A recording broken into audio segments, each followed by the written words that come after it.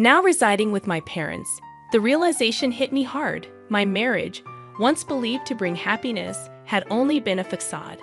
My husband, whom I trusted, turned out to be using me, and I felt betrayed by my in-laws, the mother and son duo.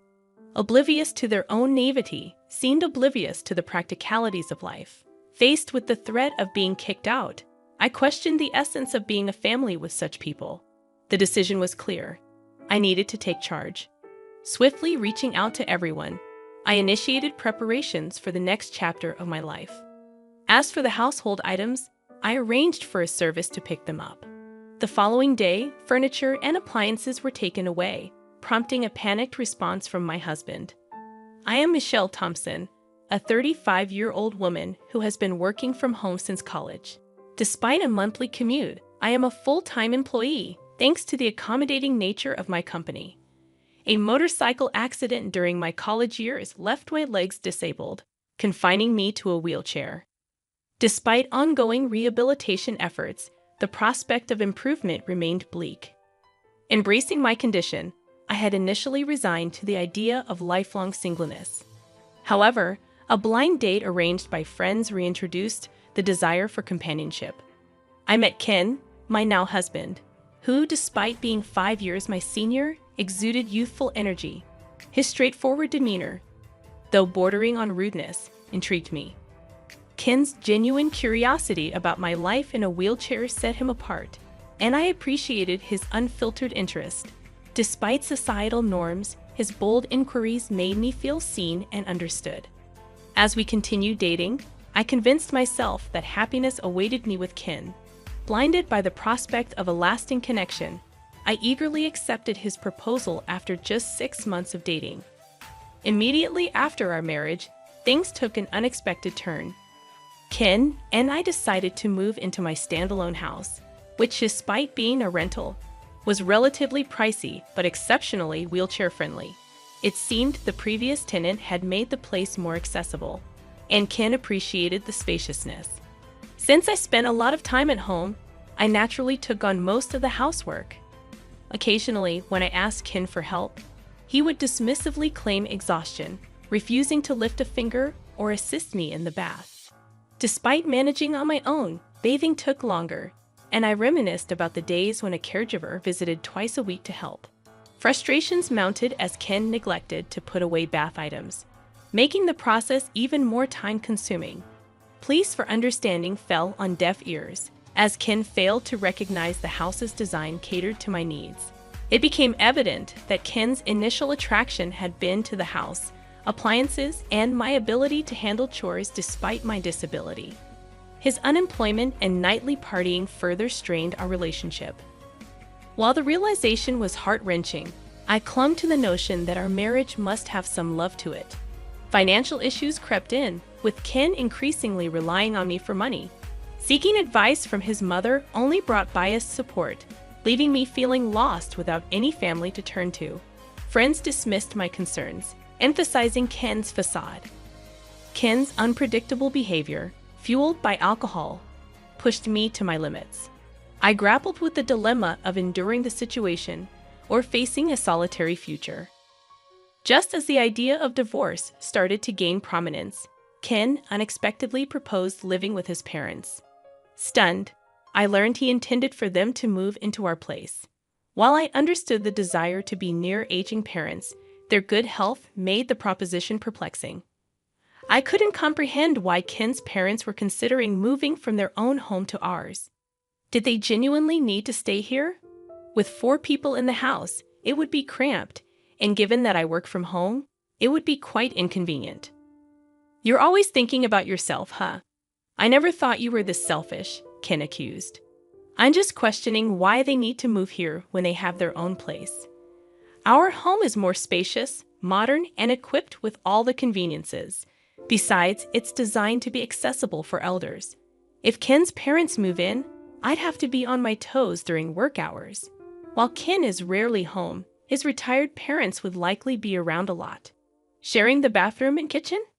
I'm slower than most people, and I can foresee the challenges of such a living situation.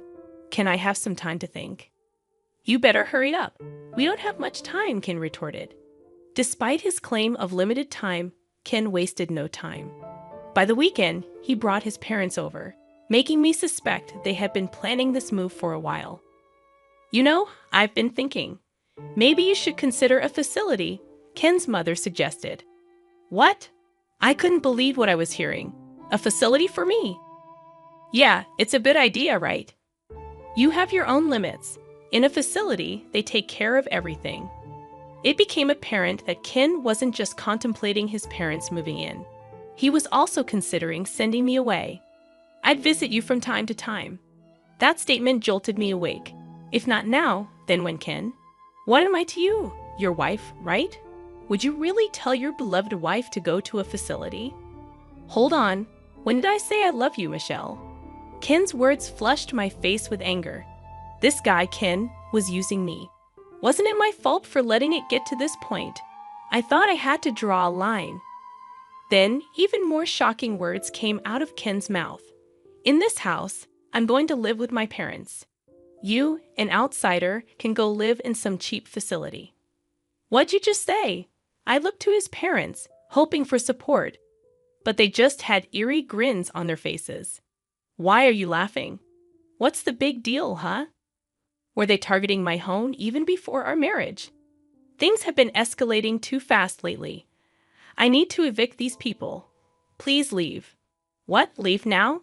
How can you talk to my parents like that? I felt like I saw the real Ken. He was yelling at me with such fury. If he cares so much for his parents, why doesn't he earn his own money and build them a house? Why does he have to take mine? My head felt like it was on fire. It's okay, Ken. Michelle must have been shocked since we came unexpectedly, his mother said. We just came to check the place today. Yeah, we need to check before moving in. Looks like there are more appliances than last time. Seems comfy to live in. They were genuinely here to take over my home. In an attempt to steady my nerves, I took a deep breath, inhaling oxygen. A sudden question lingered in my mind. If I leave, how are they planning to sustain themselves?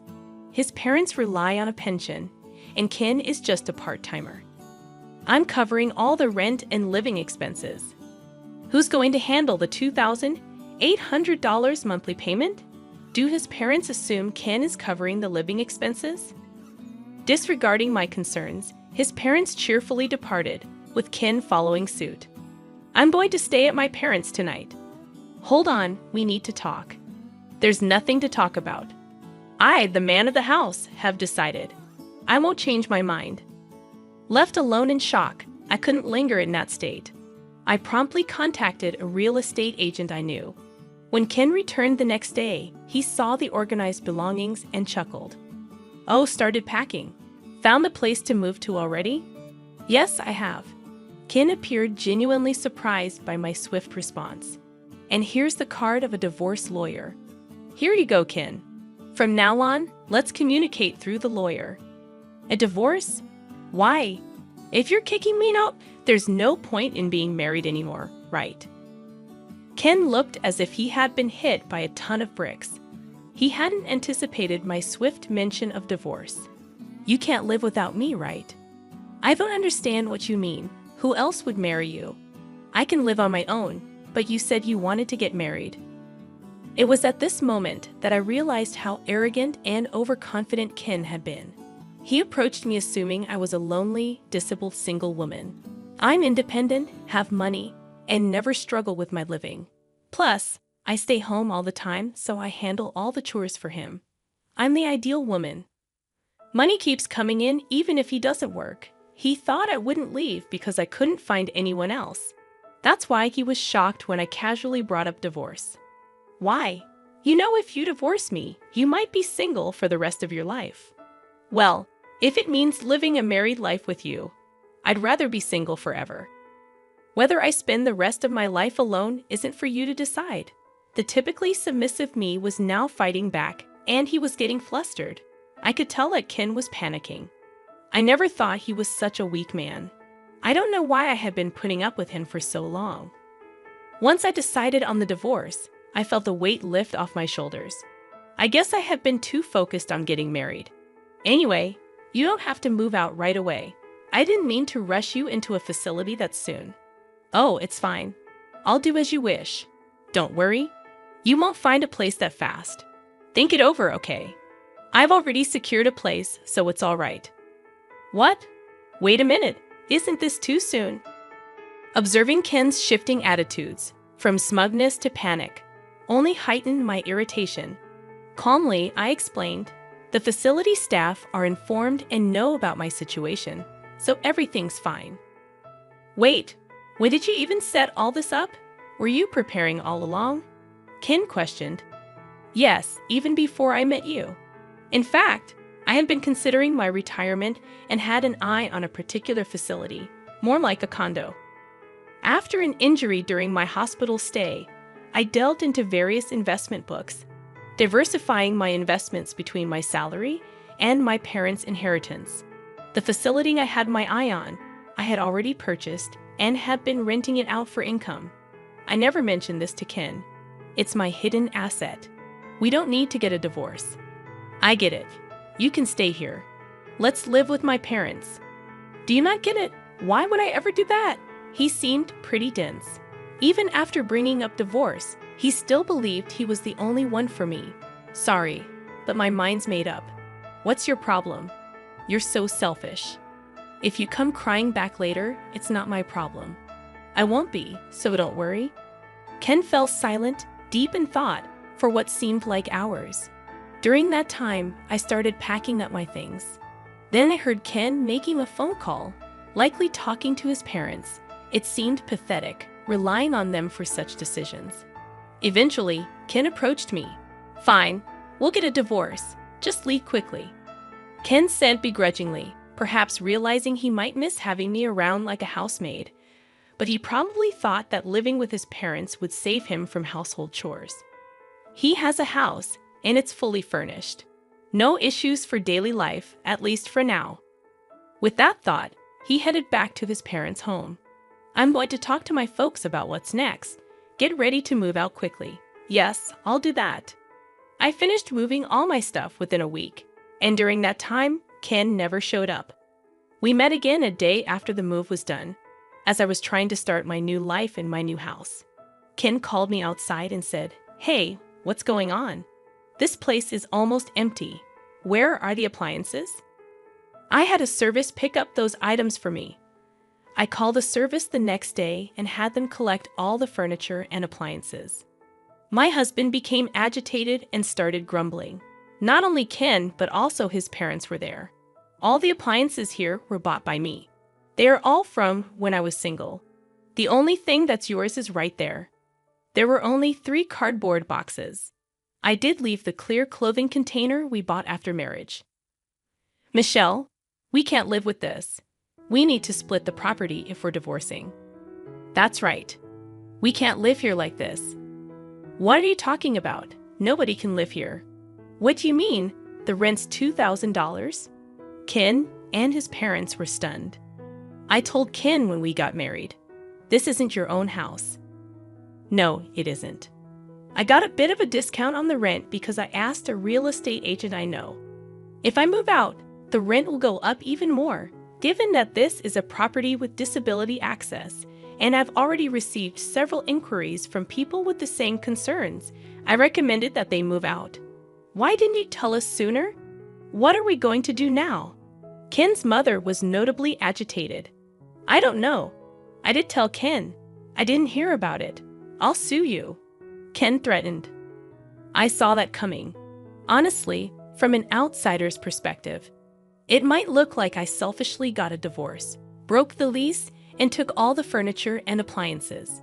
But I was sure you can sue. But do you even have the money for it? Ken's face twisted.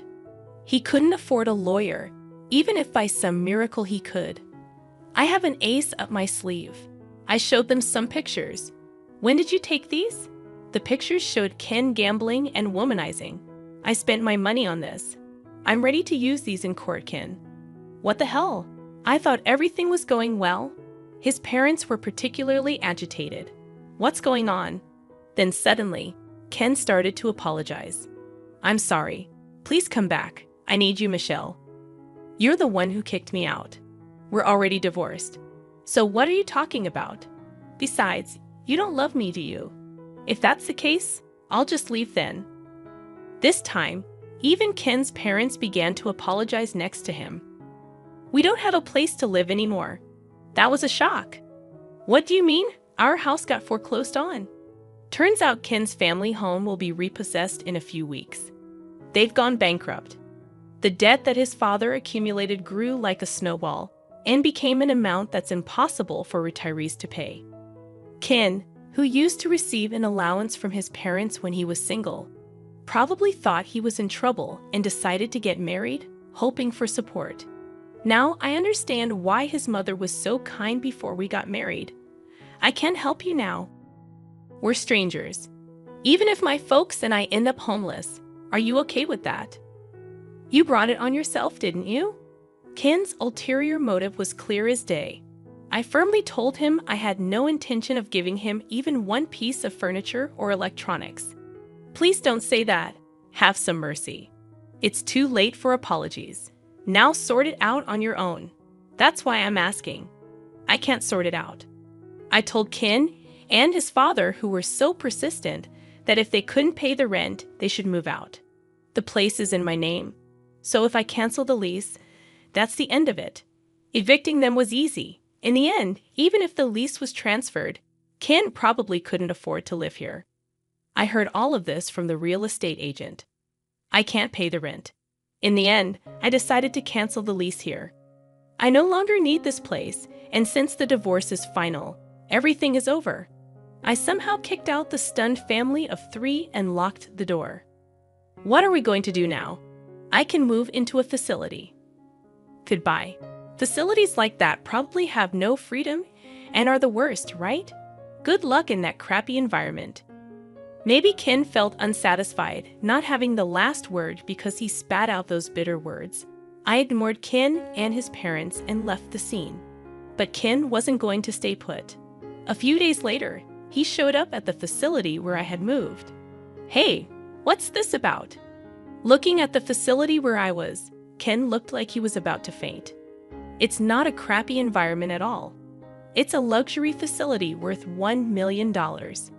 I had saved up money, and with the earnings from my investments, I bought this place. The previous occupant had left at the perfect time, so I was able to move in immediately. With the sale of my house and some extra income, I still had plenty left over. This facility is top-notch, with doctors and helpers on site. The floor plan is just like an apartment, with plenty of privacy. The room is a 3-bedroom, so families can live together. There are even couples and families living here. I can call a helper with the push of a button, and there's assisted bathing every day. I originally thought of this as my final residence, but I'm glad I made the move. You had this much money then? Why? I really don't want you coming all the way here. We're strangers now. Please leave. Then Ken suddenly started acting all sweet toward me. Honestly, it's creepy.